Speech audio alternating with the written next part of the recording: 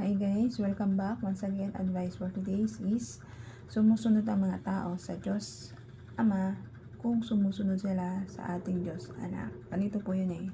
Karamihan po kasi sa mga tao, hindi ko po nilalata, hindi sila sumusunod, hindi nila kinikilala ang ating Diyos Anak na si Jesus Christ. Para sa kanila, ang ating Diyos Anak na si Jesus Christ ay isang apostoles lamang na pahayag lamang ng mga bumubuting gawa ng ating salita ng Diyos. Mali po yun. Oo, binaba siya rito sa lupa na to para magpahayag ng mga mabubuting gawa o mabubuting salita o utos ng ating Diyos Ama na pinaparating sa kanyang anak na si Jesus Christ. Kaya lang ang mga tao, masasamang tao o ibang relihiyon, hindi nila kinikilala ang ating Diyos Anak na si Jesus Christ bilang apostoles lamang o tagapaglingkod lamang ng ating Diyos Ama. Mali po yun.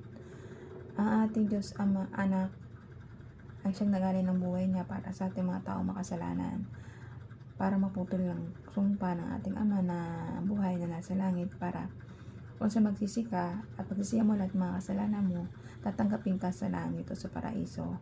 Basta huwag mo na itong babalikan. Gumawa lang ng mabubuting gawa para sa kapatao mo.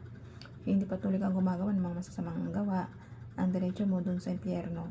Once lang magbago ka kasi, huwag mo na yung balikan yung mga dati mong gawa. Patuloy kang ilulugmok ng mga ganong gawa mo. Hindi ka magiging masaya, magiging malungkot ka pang habang buhay kapag patuloy kang gumagawa ng mga ganong gawa, mali. Panggagago sa kapwa mo, pananakit sa kapwa mo, pananalbahe mo sa kapwa mo. Mali po yun. Dapat po tayo mag-ibigan, magmahalan, magrespetuhan dito sa ibabaw ng lupa. Hindi po tayo maging sakim o makasarili o sarili lang iniisip. Hindi po yun. Inalay ng Diyos Anak ang kanyang buhay para sa atin, para magsisi tayo at magbago at talikuran mga kasalanan at huwag nang babalik sa mga makasalanang nagawa natin. Once na nagbago ka, huwag mo nang balikan yung mga mali mong gawa.